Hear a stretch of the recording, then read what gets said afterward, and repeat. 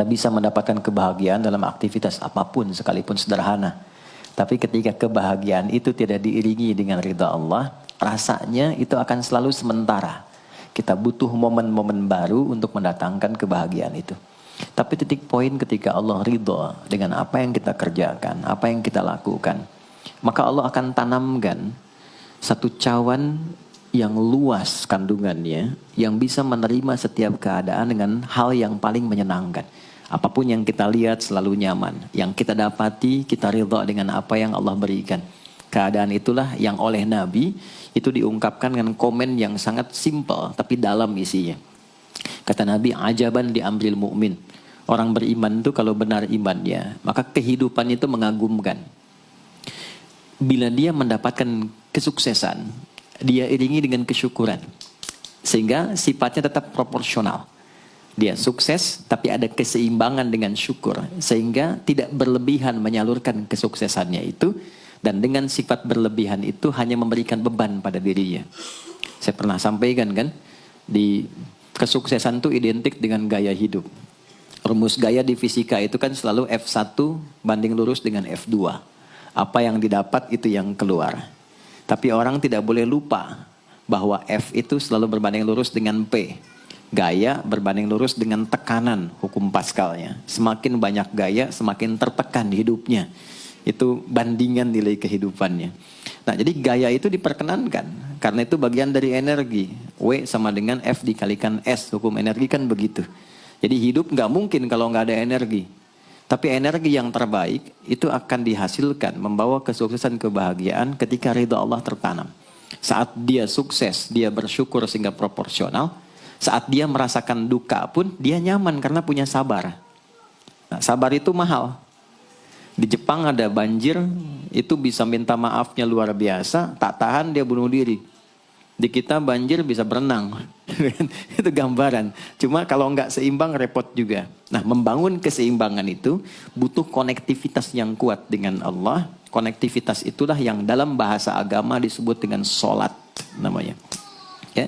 Di pertemuan lalu kita sudah mencakup beberapa bagian dari sholat itu. Tapi saya ingin tekankan sedikit untuk menguatkan. Salat berasal dari kata wasala atau silatun. Dasarnya kata wasala yang berarti terkoneksi dengan kuat. Terhubung dengan erat. Kita pernah dengar istilah silaturahmi kan? Ya kan? Kalau kita kumpul, bahasa kerennya saya mau silaturahmi kan? Tapi goalnya tercapai nggak? Ya, silaturahmi itu kan dari kata silah, terhubung dengan erat, rasa sayang dan perhatian. Sehingga parameternya itu bukan saat datang. Kalau datang kita nyapa, wajar karena orangnya ada. Tapi kalau berpisah kita masih ingat, masih peduli, masih mendoakan, masih ngontak, itulah silah namanya. Di setiap keadaan kita masih terkoneksi. Keadaan kita yang terhubung dengan Allah. Sehingga di setiap tempat kita diperhatikan, di pekerjaan kita dibimbing, di rumah tangga kita diiringi, sehingga semua berjalan mudah dan membahagiakan. Yang melatih kita untuk terkoneksi sehingga nggak putus dengan Allah, itulah yang disebut dengan sholat.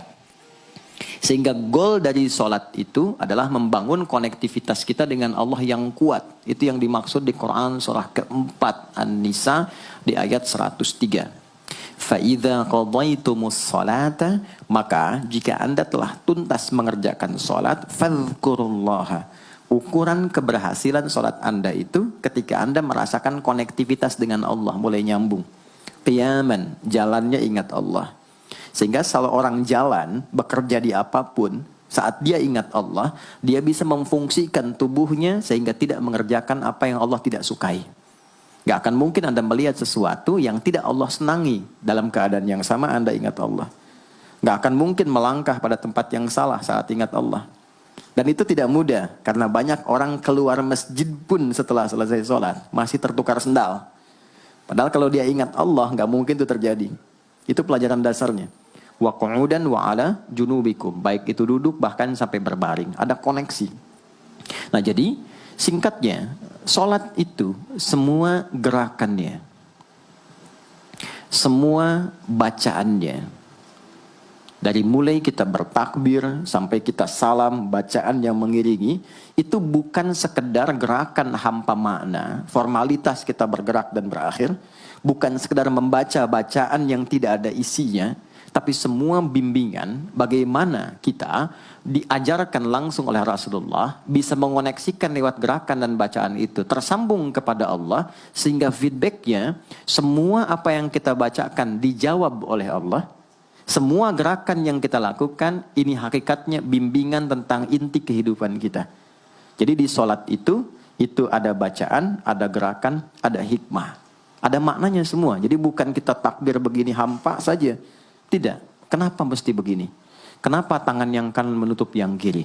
Kenapa bacaannya setelah itu ada iftitah, ada al-fatihah? Itu ada maknanya. Dan dahsyatnya semua profesi-profesi sahabat dan generasi setelahnya yang belajar dengan benar tentang sholat ini, itu semua merubah hidupnya jadi lebih sukses dari apapun yang mereka pilih dalam menjalani hidup. Dan yang paling hebat, itu yang menjadikan Nabi mendapat perintah pertama bukan zakat, bukan haji, bukan umrah, bukan puasa, tapi sholat. Dan perintahnya khusus, spesial, disampaikan dalam peristiwa Isra Mi'raj untuk memberikan pesan begitu tingginya nilai sholat ini untuk kehidupan manusia.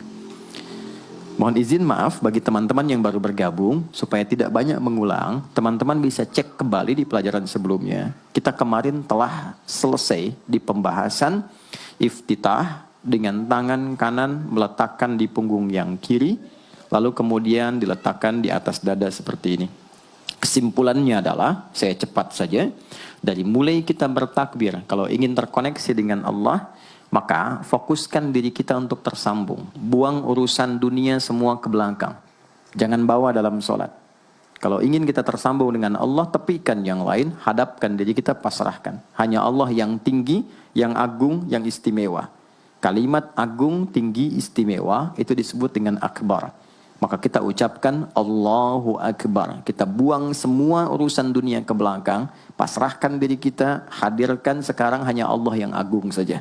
Itu poinnya. Kenapa problemnya? Tidak sedikit orang sholat itu sulit menemukan kekhusyuan. Karena dia bertakbir masih membawa dunia. Dia tidak sholat dengan memahami gerakan takbirnya. Dia jadikan sebagai formalitas. Apakah benar? Secara fikih benar.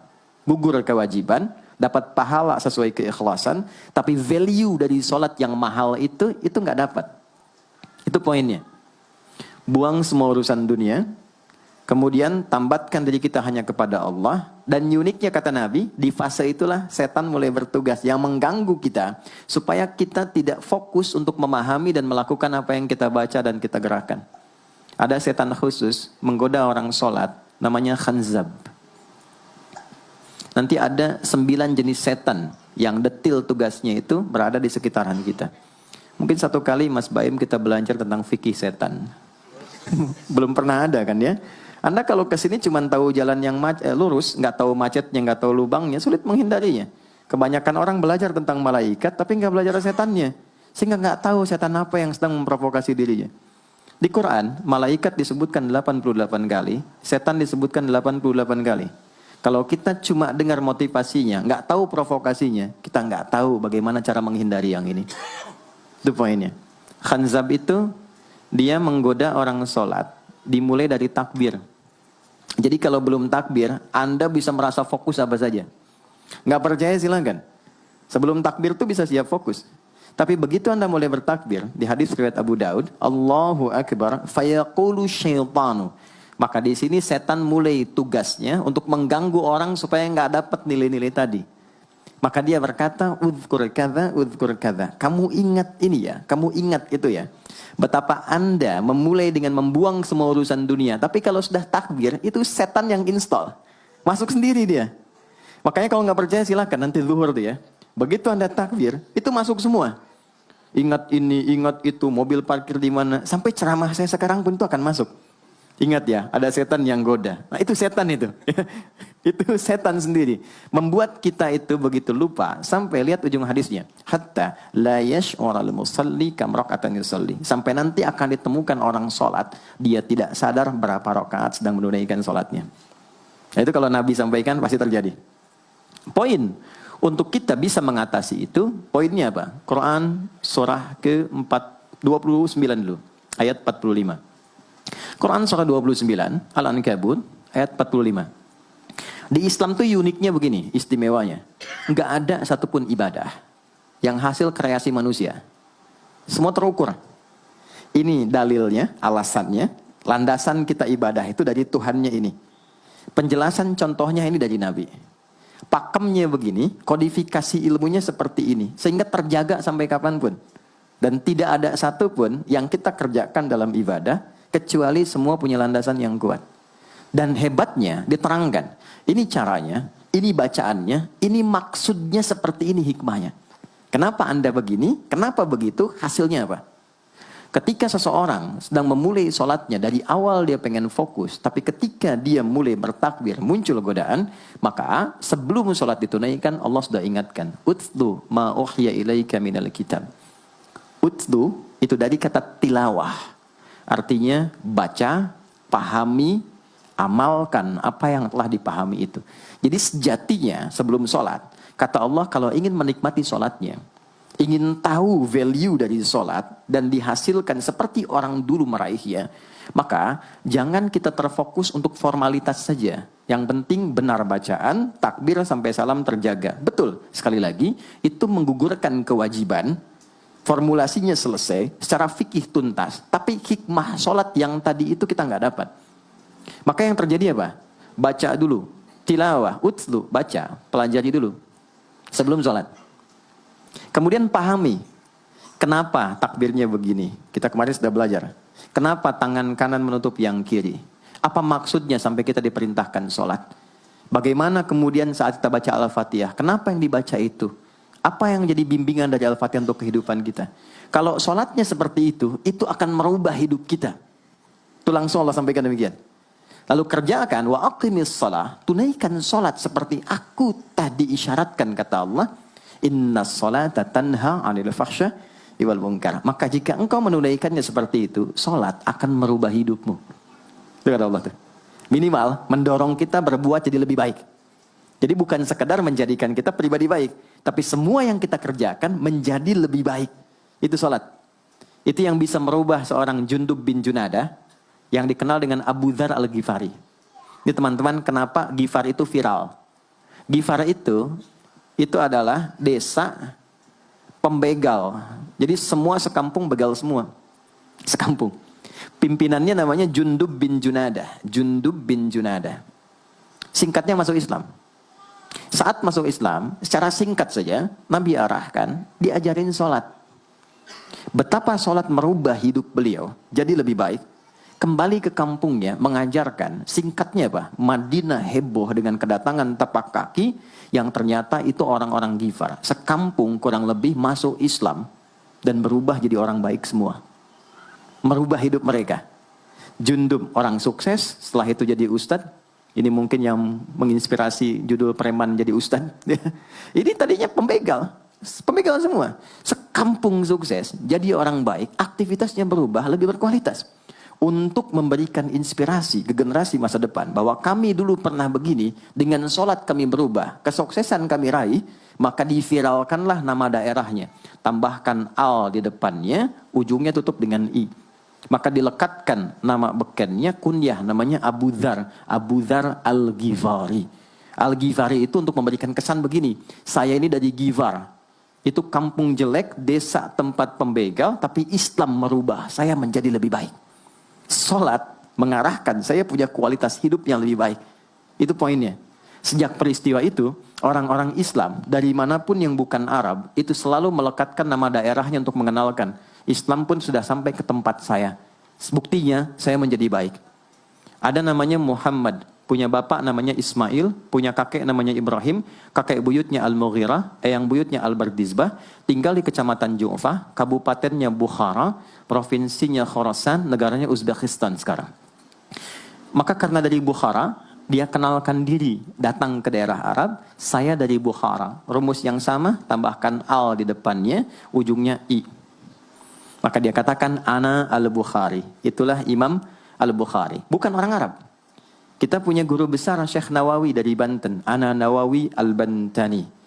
Ana Ahmad Yasin Al-Padangi. Tapi kesan kota itu untuk menunjukkan Islam telah sampai ke tempat saya dan merubah saya menjadi lebih baik. Kang Baim datang ke Mekah umrah, katakan saya Baim Bong al tanah kusiri.